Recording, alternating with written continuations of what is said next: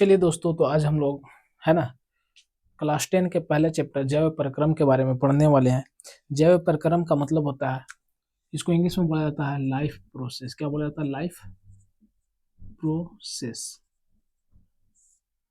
जैव प्रक्रम, है ना। अगर जैव प्रक्रम की बात किया जाए तो इसे कहा जाता है कि वे सारी प्रक्रियाएं, है ना। किसे कहा जाता है? तो वे सारी प्रक्रियाएं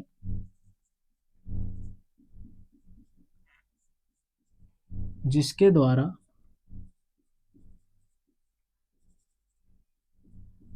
जीव अपना अनुरक्षण करते हैं। जीव अपना क्या करते हैं? अनुरक्षण करते हैं।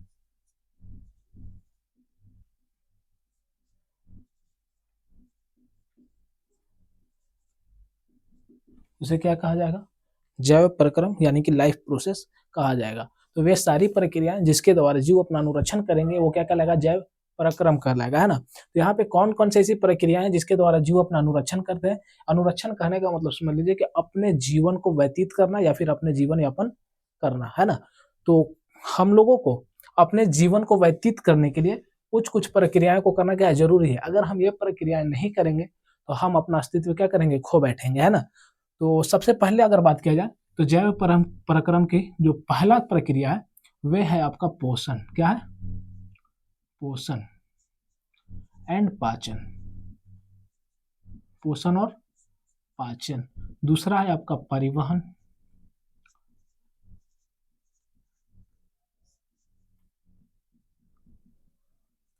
सॉरी, दूसरा है आपका श्वसन।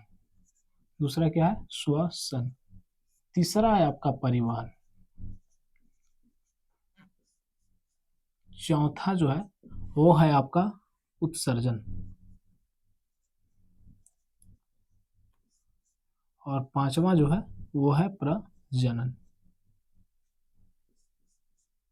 है ना। तो अगर बात किया जाए किसी भी जीव का, तो वे अपने जीवन यापन करने के लिए या फिर जीवन को व्यतीत करने के लिए अगर ये 4-5 प्रक्रियाएं नहीं करेंगे तो वो अपना जीवन यापन नहीं कर पाएंगे, यानी कि उनका जो बॉडी होगा या फिर शरीर होगा वो मृत हो जाएगा, है ना। तो जीवन यापन करने के लिए या फिर अपना क्या करना चाहिए? अनुरक्षण करने के लिए उनको ये 5 प्रक्रियाएं करना बहुत जरूरी है। तो कौन कौन सी प्रक्रिया है? तो पहला है आपका पोषण और पाचन, है ना। पोषण और पाचन।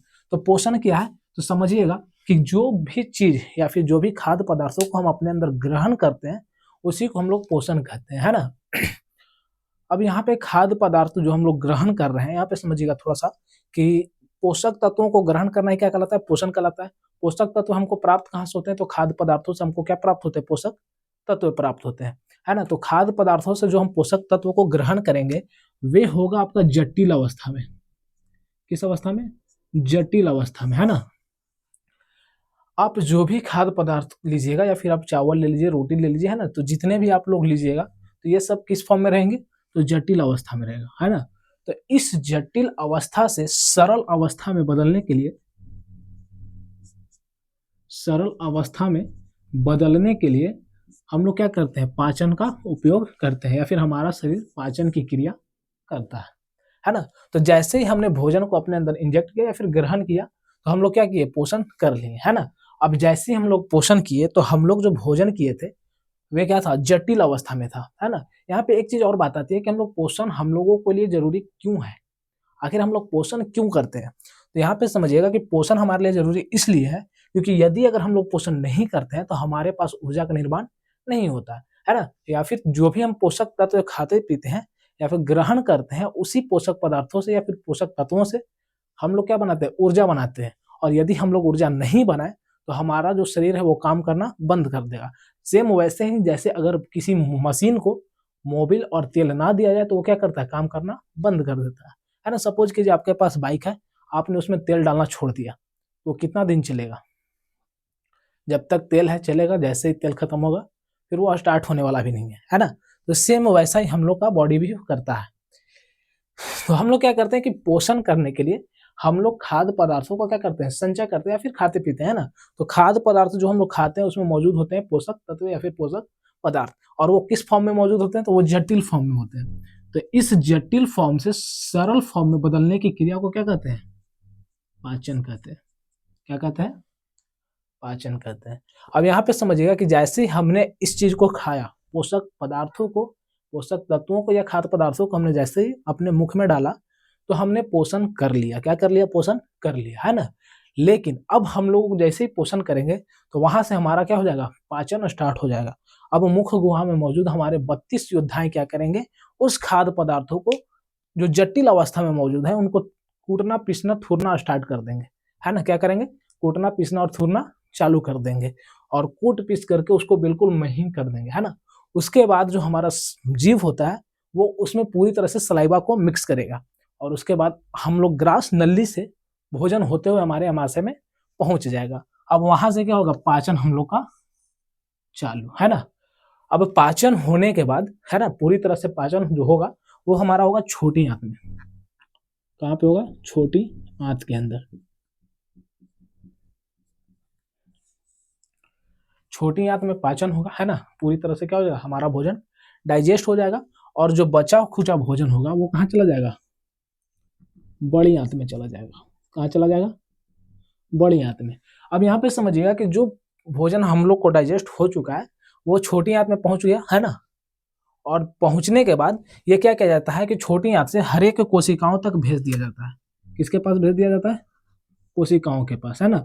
यानी कि पचे हुए जो भोज्य पदार्थ होते हैं, पचे हुए भोजन जो होते हैं वो भेज दिया जाता है कहाँ पे? सेल में। और जो अनपचे होते हैं यानी कि जो अपशिष्ट होते हैं वो भेज दिए जाते हैं बड़ी आंत में। ये चीज आप लोग ध्यान में रखिएगा, है ना। इसके ऊपर हम लोग थोड़ा सा आगे यानी थोड़ी देर के बाद इस पे चर्चा करने वाले हैं, है ना। तो अगर बात किया जाए कि पचे हुए भोजन कहाँ जाते हैं तो वो जाते हैं सेल में और जो अपशिष्ट होते हैं वो चले जाते हैं बड़ी आंत में। अब जैसे ही छोटी आंत में पचे हुए भोजन छोटी आंत के पास पहुंचेगी तो ये क्या करेगा? उसको ट्रांसफर कर देगा किसके पास? सेल के पास, है ना। अब सेल क्या करेगा? ऑक्सीजन की उपस्थिति में, यहाँ पे ध्यान रखिएगा, ऑक्सीजन की उपस्थिति में, है ना, इसमें क्या करेगा? इससे एनर्जी का निर्माण करेगा, है ना। किसके द्वारा? तो माइटोकॉन्ड्रिया के द्वारा, है ना। आप लोग 9th क्लास में पढ़े होंगे कि power house of the cell किसे कहा जाता है? माइटोकॉन्ड्रिया को कहा जाता है। तो माइटोकॉन्ड्रिया ही वह चीज है जो पचे हुए भोजन से क्या कर बनाता है? एनर्जी का उत्पादन करता है और यह एनर्जी बनता है हम लोग के अंदर एटीपी के रूप में। किस रूप में? एटीपी के रूप में बनता है। इसका फुल फॉर्म होता है एडिनोसिन ट्राइफॉस्फेट। Adenosine triphosphate. चलिए आइए अपने टॉपिक पे थोड़ा सा, है ना, हम बताएं कि पचे हुए भोजन सेल में चला गया और वहां पे हम लोग को किस चीज की आवश्यकता है? ऑक्सीजन की। अब ये ऑक्सीजन आएगा कहां से? थोड़ा सा सोचने वाली बात है कि आखिर ये ऑक्सीजन जो है ये हम लोग लेंगे कहां से? तो ये हम लोग लेंगे वायुमंडल से, है ना। वायुमंडल में मौजूद जितने भी ऑक्सीजन वगैरह है उसे हम अपने नासिका के द्वारा अपने अंदर इंजेक्ट करेंगे, है ना। और जैसे इंजेक्ट करेंगे तो वो नासिका छिद्र से होते हुए कहाँ पे चला जाएगा? श्वास नली से होते हुए लंग्स के पास चला जाएगा। यहाँ पे एक चीज समझिएगा कि हमने वायुमंडल से O2 तो ले लिया, वायुमंडल से O2 तो ले लिया, लेकिन ये O2 कहाँ जा करके रह गया है? ये O2 अभी कहाँ पे है? ये O2 अभी जो है लंग्स के पास। किसके पास है? लंग्स के पास, है ना। तो अब यहाँ पे समझिए कि वायुमंडल से जैसे हम ऑक्सीजन को ग्रहण किए, मतलब हमने क्या किया? श्वसन को भी कर लिया। तो पोषण हो गया, पाचन हो गया। अब हमने श्वसन किया, जैसे ऑक्सीजन को ग्रहण किए तो हमने क्या किया? पाचन, श्वसन भी कर लिया। अब श्वसन जैसे हम किए तो ऑक्सीजन हमारे नासिका छिद्र से होते हुए श्वास नली में गया और श्वास नली से होते हुए हम लोग कहाँ चला गया? फेफड़ा में चला गया, है ना। अब फेफड़ा में जैसे ही जाएगा तो फेफड़ा से इसे सेल तक जाने के लिए किसी न किसी चीज की आवश्यकता होगी, किसी माध्यम की आवश्यकता होगी। ये डायरेक्ट तो जा नहीं सकता है। तब यहाँ पे क्या होता है कि जो हमारा हार्ट होता है ना, दिल, वो क्या करता है कि कुछ ब्लड को, किसको? ब्लड को किसके पास भेजेगा? लंग्स के पास भेजेगा। किसके पास भेजेगा? लंग्स के पास, है ना। सॉरी, जो हमारा हार्ट होता है वो किसको भेजता है? ब्लड को भेजता है। जो हमारा हार्ट होता है वो ब्लड को भेजेगा किसके पास? लंग्स के पास। और जैसे ही ब्लड लंग्स के पास पहुंचेगी तो ब्लड में मौजूद हीमोग्लोबिन, ब्लड में मौजूद हीमोग्लोबिन ऑक्सीजन को पकड़ करके पुनः हार्ट में लौट आएंगे, है ना। कहाँ लौट आएंगे? हार्ट में लौट आएंगे और उसके बाद हार्ट इसको क्या करेगा? पंप करेगा। हार्ट इसको क्या करेगा? पंप करेगा। और जैसे ही हार्ट इसको पंप करेगा तो ऑक्सीजन वाले ब्लड पूरे शरीर में दौड़ना स्टार्ट कर देंगे। किसको लेकर के? ऑक्सीजन को लेकर के। और पूरे शरीर में दौड़ करके पुनः ही आ जाएंगे किसके पास? सेल के पास। किसके पास जाएंगे? सेल के पास, है ना। हार्ट से ब्लड कहाँ चला गया, सेल के पास चला गया। अब जैसे ही ब्लड सेल के पास पहुंचेगा, सेल में मौजूद माइटोकॉन्ड्रिया इस ऑक्सीजन को ग्रहण करेगा और क्रेब्स साइकिल चला करके, या फिर क्रेब्स साइकिल एक तरह से चलाने वाला साइकिल नहीं है, एक क्रेब्स साइकिल होता है, और इस क्रेब्स साइकिल के दौरान, है ना, हम लोगों में एटीपी का निर्माण होता है। किसका निर्माण होता है, एटीपी का। ये वही एटीपी है जो हमारा एनर्जी है। क्या है, एनर्जी है। अब यहां से आप लोगों को समझ में आ गया, ब्लड को हार्ट से लंग्स की तरफ आना और लंग्स से पुनः हार्ट में जाना और हार्ट से पूरे सेल में जाना ही क्या कहलाता है, परिवहन कहलाता है ना। यानी कि उपयोगी पदार्थों को एक जगह से दूसरे जगह ले जाने की प्रक्रिया को क्या कहते हैं, परिवहन कहते हैं, है ना। श्वास और लेने और छोड़ने की प्रक्रिया को क्या कहते हैं, श्वसन। ऑक्सीजन को ग्रहण करने की प्रक्रिया को श्वसन कहेंगे, और उपयोगी पदार्थों को एक जगह से दूसरे जगह ले जाने की प्रक्रिया को परिवहन। तो एक जगह से दूसरे जगह कौन लेकर के गया, हार्ट लेकर के गया हमारा, है ना। अब आप लोग थोड़ा सा याद कीजिए कि कुछ अपशिष्ट जो थे वो बड़ी आंत के पास क्या थे, बचे हुए थे। कुछ अपशिष्ट कहाँ बचे हुए थे, बड़ी आंत के पास बचे हुए थे। अब बड़ी आंत क्या करेगा, मल द्वार के द्वारा इसे शरीर से क्या करेगा, बाहर निकाल देगा। शरीर से क्या करेगा, बाहर निकाल देगा। तो मतलब अपशिष्ट पदार्थों को शरीर से बाहर निकालने की प्रक्रिया को क्या कहेंगे, उत्सर्जन कहेंगे। क्लियर है, समझ में आ गया ये टॉपिक। जैव परक्रम कहा गया कि वे सारी प्रक्रियाएं जिसके द्वारा जीव अपना क्या करता है, अनुरक्षण करता है। जीवों का अनुरक्षण करने के लिए कौन कौन सी प्रक्रिया जरूरी है, पोषण जरूरी है, पाचन जरूरी है, श्वसन जरूरी है, परिवहन जरूरी है, उत्सर्जन जरूरी है, और साथ साथ प्रजनन जरूरी है ना। उत्सर्जन तक तो हम लोग देख चुके, उत्सर्जन तक हम लोग क्या किए, देख चुके। यानी कि ये सब जो प्रक्रियाएं हो रही है ये मुख्य रूप से किसके लिए हो रही है, एनर्जी को बनाने के लिए।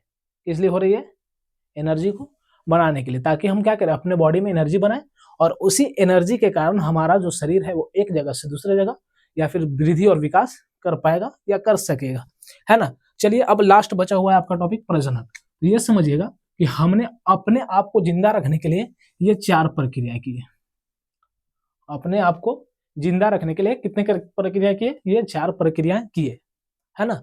किसी और को जिंदा रखने के लिए हम लोग ये प्रक्रिया करेंगे, किसी और को जिंदा रखने के लिए हम लोग प्रजनन की क्रिया करेंगे। तो यहाँ पे समझिएगा कि अपने जैसे जीवों की उत्पत्ति करना क्या कहलाता है, प्रजनन कहलाता है ना।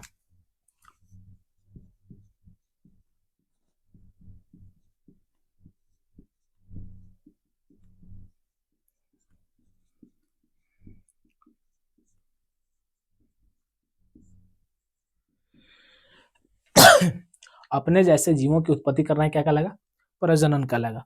तो अपने जैसे जीवों की उत्पत्ति करने की हम लोग को आवश्यकता ही क्या है, समझिएगा थोड़ा सा कि हम लोग को आवश्यकता क्या है, क्यों आखिर हम लोग अपने जैसे जीवों की उत्पत्ति करते हैं।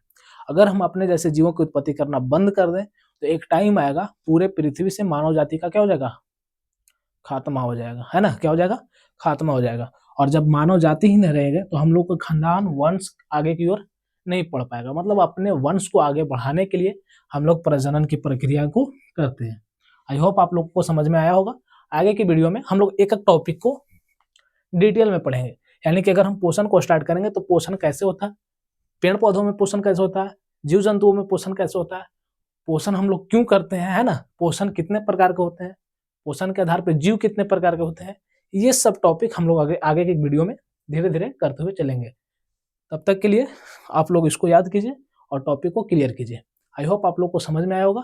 अगर वीडियो पसंद आए तो लाइक कीजिए और ज़्यादा से ज़्यादा शेयर कीजिए, और हमसे जुड़े रहने के लिए वीडियो को सब्सक्राइब कीजिए। धन्यवाद।